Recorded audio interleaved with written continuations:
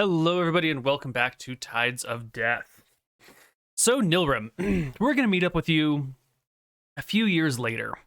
If this happened when you're 12 and the campaign starts when you're 19, that's like 9 years there, right? 12, 13, 14, 15, 16, 17, 18, 19. It's 7 or 8 years, depending on exactly birthday markings.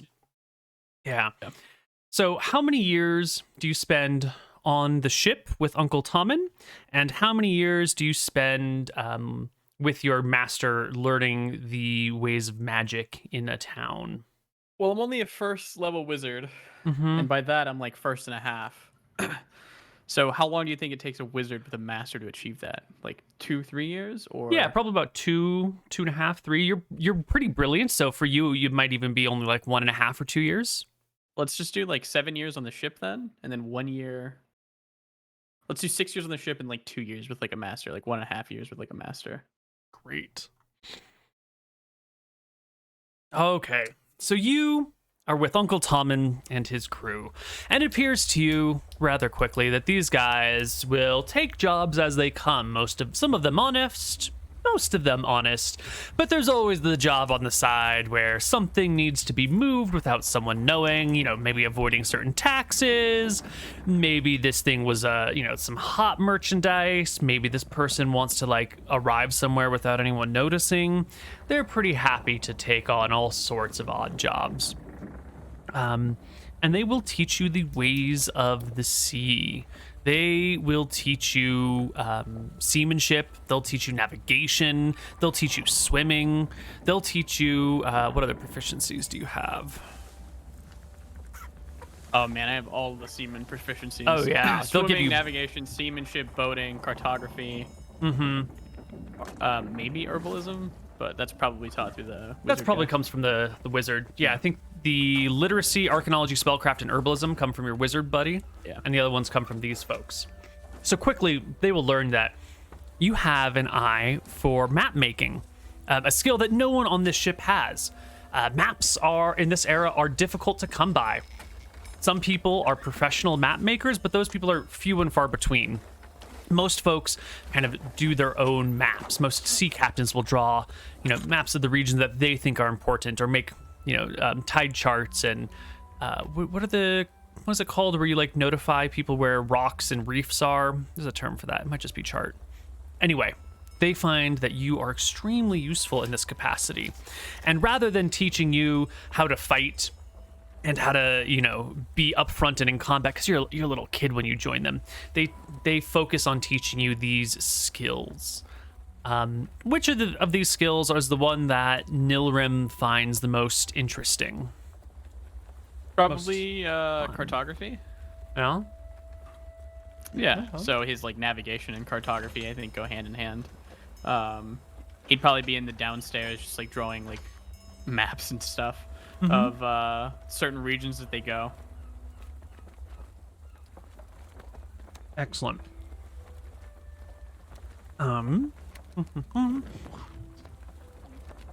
Where is my dice?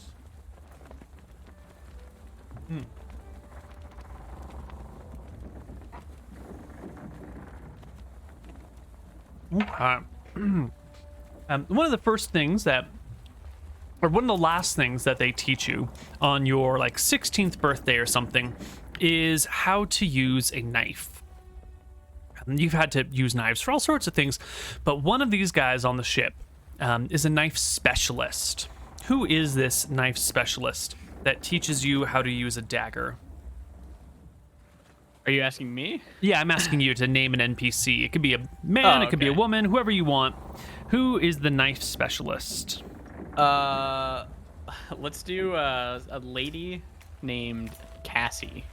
She'd be his first mate, I guess, on the ship, and she is a knife specialist. First mate, yeah. She sees that people have mostly been using you for cartography and navigation and that sort of stuff, and she'll pull you aside on your 15th birthday and press into your palm this beautiful, if somewhat rustic looking single-edged knife with a nice thick backside to it, kind of like a smallish Bowie knife looking thing. And she'll hand it to you and show you this like pattern of practice where you cut here, you cut here, you cut here, you cut here in like this hourglass figure, and makes you practice it over and over and over again, as well as stabs and thrusts. And tell me, how well do you take to this knife play? It's your only weapon proficiency, so what? Yeah. How does I guess that? Nilrem would find it like interesting that he's learning something rough and tumble like the rest of them. He takes to it and he appreciates the gesture. He just doesn't think that he's going to need it. Okay. All right. So you can practice with it, you get proficient with it, get to the point where you can like stow it and draw it very quickly, get to the point where you can throw it with some accuracy. There's the one mast on this ship, and they'll set up a little target for people to practice with their missile weapons. And you get decent with it, not great, but better than the average Joe with handling a knife. And yeah, so you're here with these people for 7 years. Tell me about the first time you realized that Uncle Tommen was involved in like sketchy shit. Like the first time that you realized that there was a lot of illegal activity happening on the boat. Probably the first time was, as we saw, when he was refusing people coming on board to check it out. Mm-hmm. But he notices over time that keeps happening. He thinks back to the glass, and he thinks to himself, well, if it was a bunch of rubies, we'd be incredibly rich, which we're not. So it's probably counterfeit glass that they are pawning off to people and then quickly leaving. Because every time that we leave this ship, we're leaving in a hurry. It's never like a casual affair where we're waving goodbye. It is, hey, pack the bags, we gotta go. Running to the ship. So that's probably how Nilrem figures out that, it's a little bit seedier. But he's happy with it because there's like a freedom to it. Back when he lived home, it was very structured. Being a servant, everything is on a clock. There's a routine to things. So this freedom is something that Nilrem really enjoys. All right. Next one. And tell me about the first time your life was in danger on this ship, because it's been in danger multiple times for certain. But what was the first time that you guys were in danger? The first time that his life was probably in danger was when he tried to learn swimming. He probably saw one of his other crewmen swimming, and he just jumped in thinking it's just a skill that, you can do, and he almost drowned. But after that, he was taught it, so that was like the first time his life was in danger.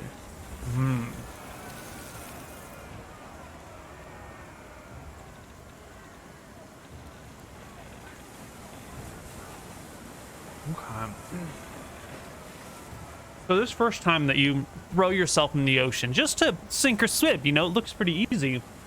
Yeah. And you begin... Maybe he didn't throw himself in. It was probably Uncle Tommen who wanted to teach him how to swim. And Uncle Tommen was taught by you just toss him in the ocean.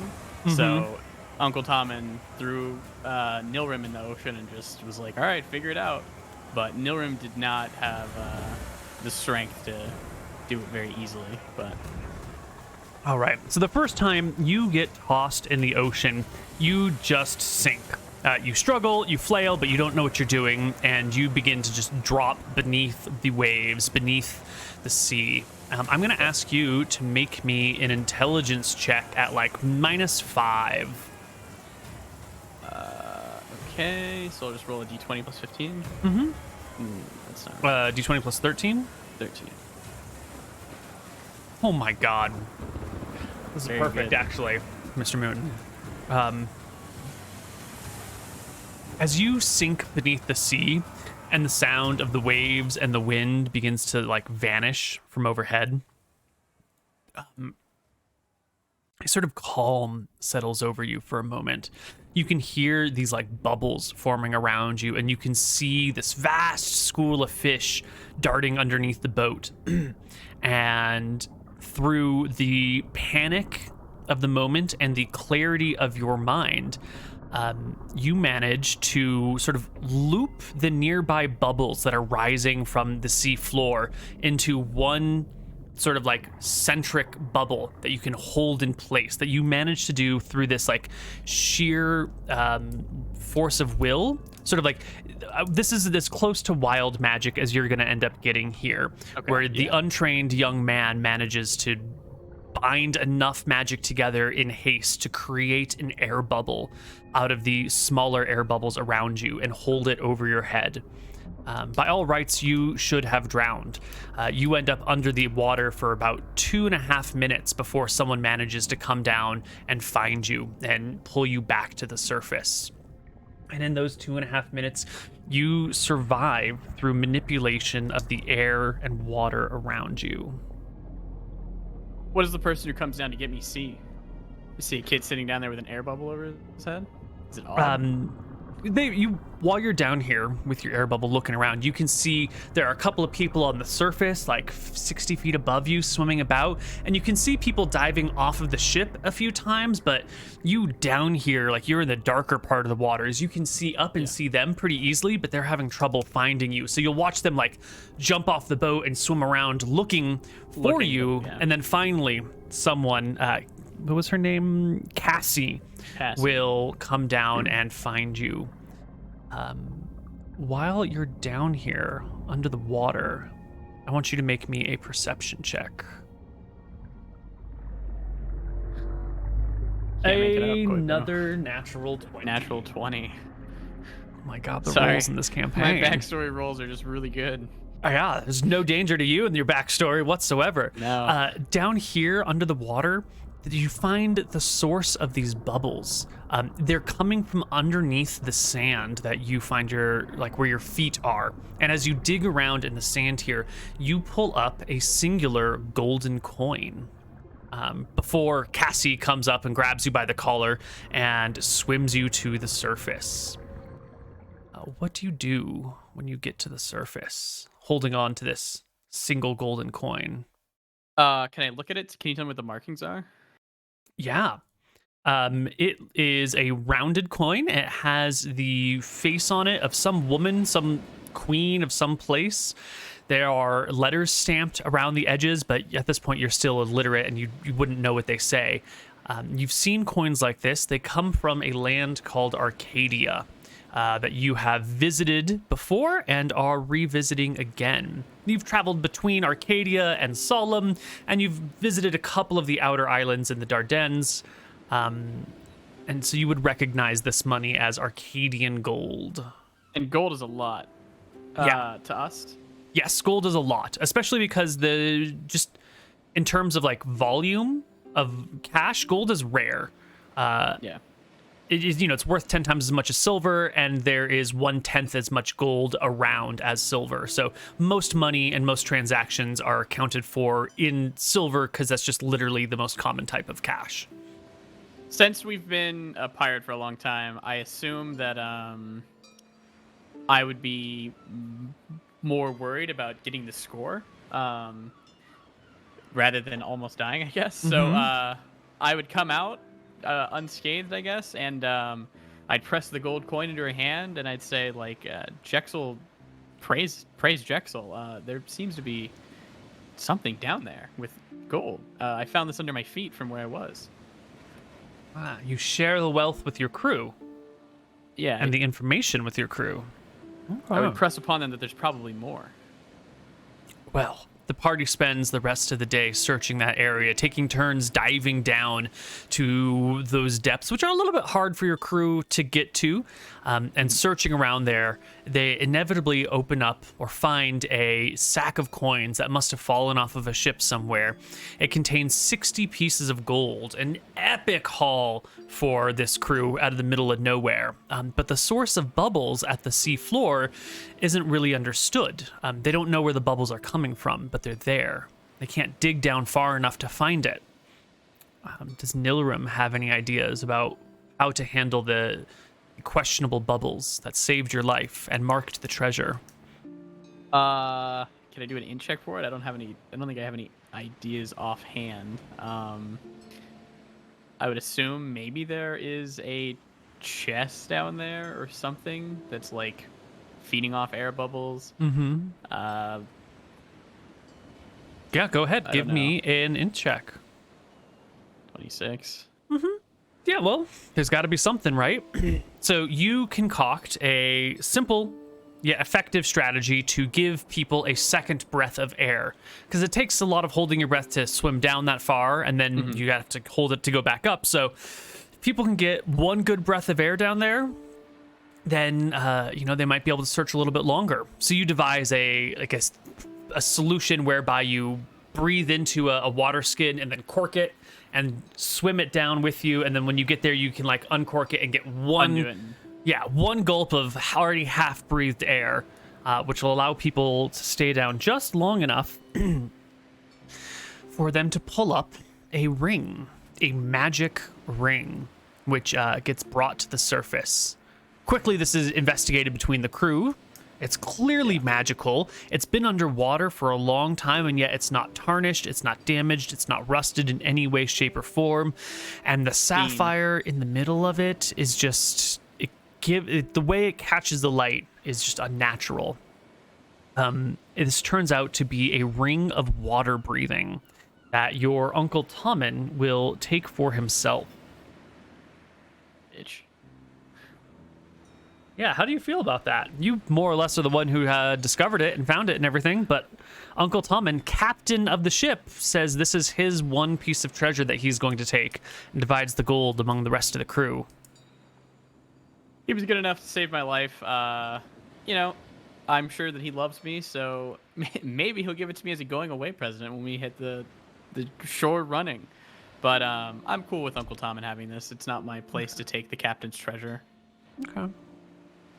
Well, after the ring gets found and the gold gets split up and everyone celebrates for the night, opening the casks of rum around, the question comes up, how did you not drown? And the sort of drunken crew will all lean in and be like, yeah, Nilrem, how the hell did you end up surviving? Most people, when they're underwater for that long, don't come back up in one piece, if you know what I'm saying. How'd you do it? I'm not really sure. I was able to somehow manipulate the bubbles, and it might sound funny, but I was able to make an air pocket. Some people give you sidelong glances. Most of them laugh it off. But your Uncle Tommen takes it quietly. Real quietly. And later that night, after everyone else has gone to bed, he comes up to you and says, when your parents told me they might need me to take you away, it's because they feared the White Prince's men would come for you and draw you into their arcane circles, or their divine circles, whatever the hell. Your parents thought that you might be, what's the word they use for it? Gifted? Talented? They always said I was smarter than the others. Well, I think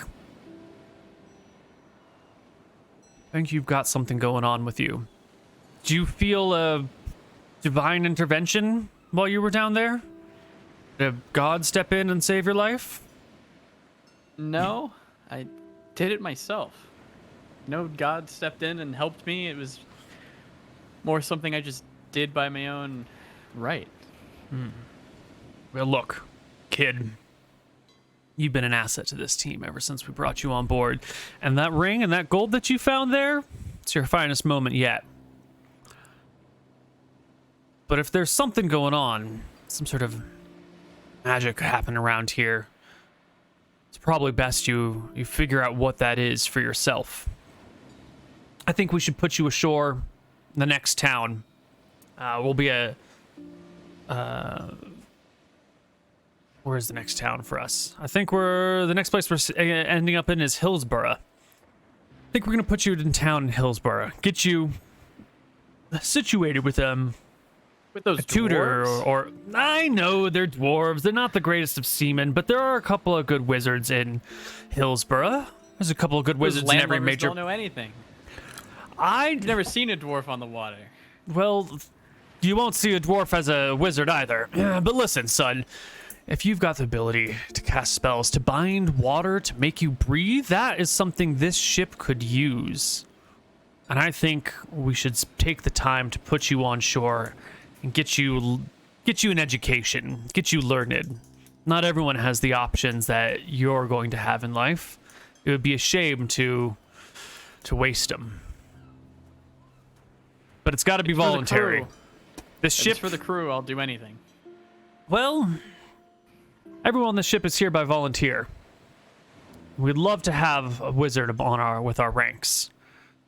Granted, it takes a while to learn, and I don't know if this whole crew's even going to be alive by the time you're done learning. So it's got to come from you. You know, individual freedom is a choice that you've got to make. It's something my dad always told me. It was figuring things out for yourself is the only real freedom anyone has. So you've got to decide for yourself. Do you want to stay here on this ship, making maps, being a sailor and a treasure hunter with us? Or you want to head to the mainland for a while, learn the ways of magic, refine your skills? Well, I did like what I just did, so if I can become a wizard, I think that would be my choice. I'll leave my my maps with you. And you guys well, can I mean, those are take good property care of the them. ship. Of course Oh. you're leaving them with me, he says, chiding you a little bit. Yes. Okay. I don't know if a wizard is just gonna pick me up. Maybe we would have to give them some sort of payment, and I'll point to his ring. I'm sure you'll find a solution, he says, putting his hand on the ring and spinning it over his finger a few times. Pretty happy with this newfound, his only magical item. Couldn't be giving up any treasure for that. Don't worry, we won't leave you unless there's someone that you can stay with. We'll put you in tomorrow. And that'll be that night. The next day, you will arrive in Hillsborough. This place doesn't have such ridiculous loading and unloading laws. There are watchmen at all times of night, so you can unload first thing in the morning. Have I ever been taught to pick a pocket? Probably at this point. Probably not good at it. Yeah, you're not great at it, but you understand what you're supposed to try and do. Are you going to try and steal the ring? You know I am, Koibu. You know I am. So I guess what I'm gonna try and do is, I'm not gonna do it yet, but if we ever do a handshake, like, you know, like I'll see you around, Mm-hmm. I'm gonna like try and like palm my finger around his index and like take it as I go, as I like finish the handshake and do it slyly. You can't just, he'll respect it. Even if it fails, he'll respect it, you know? Mm-hmm. Mm-hmm. Well, you're not a rogue. You're not a thief. You're not trained in this. I'll give you a 10% chance of it working successfully. Go on high or low. You want low, 1 to 10. Can I do a D100? Yeah. No. It's all right. But it's also not so bad that he notices the attempt. You just put your hand and you try and pull it off, and it just like gets caught on the knuckle a little bit. And any more, attempting would be too obvious. So you've got to just like let it slide. Just let it go. Yeah. Yeah, you make the effort. Doesn't quite work. The crew says goodbye to you. You shake everyone's hands. Cassie I assume will... that I found a wizard? Not yet. Not Okay. yet. Cassie hands you one of her knives, that one that she's been training you with, which has technically been hers, but she presses it into your hands and says, keep this with you, little boy. One day you may need to gut someone to get out of a situation. Remember, you can't trust anyone except the people you shed your blood for. And I'll give her a hug and a thank you. And yeah, knife is D3. knife is D3. Mm-hmm. Cool. They're going to be in town for 3 days. They hope you can find a spellcaster by then, and if not, they'll try and help you out. But the expectation is that in 3 days you should be able to find someone. So how do you go about in this strange town? You've probably been to the docks here a few times, but never really traveled around the town itself. How do you go about finding a master to apprentice under? Easy. Is there a tower? Any towers? Yes. Yes, there are some towers in town. Okay. He's just gonna go to the towers. It's where you'd assume a wizard would be, in their tower. So he'll go knock around, see if we can find a wizard tower. Yeah, give me a D20. High is good, low is bad. Perfect. Pretty low. Perfect. You do find a wizard tower right away. And you arrive at the base of it. It stretches up 6 stories. There's a sign on the door that you can't read. There's a little garden out around. There's a couple of gnomes working in the garden. I'll ask the gnomes. Hello, gnome. Hello, human. What you doing? I'm hanging out. About. Looking for the wizard of these parts. The wizard is home. Just give a knock and bring on down the old dome. Thank you very much, my little friend. I'm gonna go see the wizard and fuck a hen. So I go to the door. And I They give cock it their a heads knock. to the side when you say, "I'll fuck a hen." Not really sure what you're doing, and oh. Just trying to rhyme. Not very good at it. The wizard will come on down when you give a knock. They open the door and look down, maybe straight across at you. How tall are you? You're 5'10"? By 5'10". 17 years old, you're probably full grown-ish. So the wizard looks, at you flatly.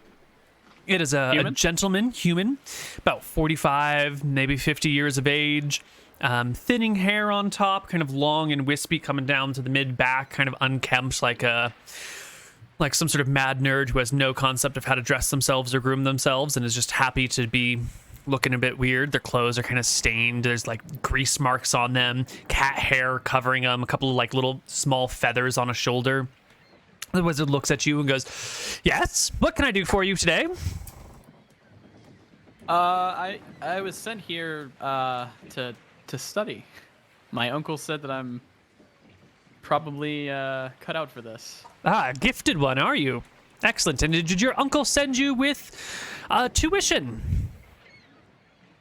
No, actually, we're sailors. I see. We don't have much. What does tuition cost? 500 gold a month. I'll scratch his head. Well, how many months do you think it'll take me to become a wizard? Well, if you're very, very capable, maybe 3 years. If you're incapable, never. If you're a brilliant genius, somehow smarter than me, which you're definitely not, maybe a year and a half. I'll nod. I guess I'll do it in 1 then. All right, I'll go get your tuition, and I'll be back by tomorrow. It might not be gold, but I think it'll be enough. Well, let me see you with that gold then. Good day. I'll prance And the off. wizard shuts the door. How are you going to make a shit ton of gold? I'm gonna ask my uncle for the magic ring. He wants me to do this. It's gonna be rough for him. He's gonna have to give up his magic item, but if he wants a wizard on the ship, then he's gotta put up. Absolutely. So, I'll You go talk to had- him. Yeah, you head right back down to the docks, only to see your uncle's ship receding on the horizon, and a flurry of activity down on the docks. It appears there are 3 dead bodies, and the guard has been called out, and the docks have been cleared. I look at the bodies. One of the bodies is Cassie, the first mate on the ship. The other 2 are guardsmen. I mean, I would run down there. Yeah, you run down. You can get right up against the edge of the crowd that is being pushed back by soldiers as the harbor master examines the corpse. Well, where's the corpses. ship at? The ship, your uncle's ship, you can see its sails maybe a mile out to sea. Receding in the distance. Do I think I can swim it? They're No already a mile shot? out to sea, and they're fuck. like leaving. They're not like bobbing in the ocean. They're like taking off. What do you what is going on here? What is Nilrem's concepts of what has happened in his absence? Either Cassie and him had a fight, which I think is what I think that's probably a pretty low chance. Mm-hmm. Because everybody can leave and come on this ship as they want, it sounds like. Totally. I'm guessing that they asked to search the ship then, or Cassie tried to steal his ring. Yeah. I guess I'll go over the body. I would be concerned about Cassie. See if she's still kicking. Yeah, you can get kind of close to it, but the area has been slightly cleared by soldiers as the harbor master and a couple of folks investigate the dead. I'd probably be frantic because it's been 7 years that I've been with these people. I probably care about her a lot. She taught me the knife stuff. I would impress upon them that this was a friend. I know her. And Yeah, I'll if try to run if up you to her. know one of the dead, the harbor master will pull you over immediately and say, "Who is this woman? You know her?" That's Cassie. Yeah, she was on our ship. She was a sailor with us. I see. Guards, arrest this pirate. He immediately says, and two of the nearby guards quickly go to seize you. I would pull my dagger. Okay. I guess I would like Roll- pull the dagger out and like hold it, and I would be confused, and I guess I would probably try Yeah, to roll run me off. initiative against these two guards who try to invincible. apprehend you. They get a 4 and a 7 on their initiative. Lower is better. You seven, get so I a go at the 7. same So time as one of the second one. guards pounces on you before you can pull your dagger, and he's going to try to just like knock you to the ground and pin you down. So give me Strength. an opposed strength check. Strength is not my strong suit. It's not the worst though. Not good enough. Yeah. The guard grabs hold of your arms before you can get to your dagger, and as you guys struggle, the other guard will come up, pull the dagger from you. You can see the harbor master crossing his arms and beginning to launch into a monologue about the dangers of piracy and how we have to make an example of every pirate, no matter how young they are. When that same wizard whose tower you visited pushes through the crowd and calls out in a clear voice, "Unhand my apprentice!" And they stop a little bit, and the harbor master looks over. What is the name of your wizard? You can name him now. Merlin. Merlin. Yeah, if that's fine. Master Merlin, do you know this boy?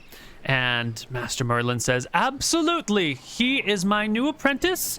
He just arrived at my doorstep today. We're just waiting to sign the apprenticeship documents," he says, looking at you pointedly. "Isn't that right, my boy?" I nod. Yeah, that's right. So you see, if he knows this woman, it is only because he arrived here today. He is not a pirate, nor has he ever been. The harbor master looks to you and says, "Is that true, son? Never been a pirate. And that dagger, are you about to gut me with it?" Do I look like I could gut you with a dagger?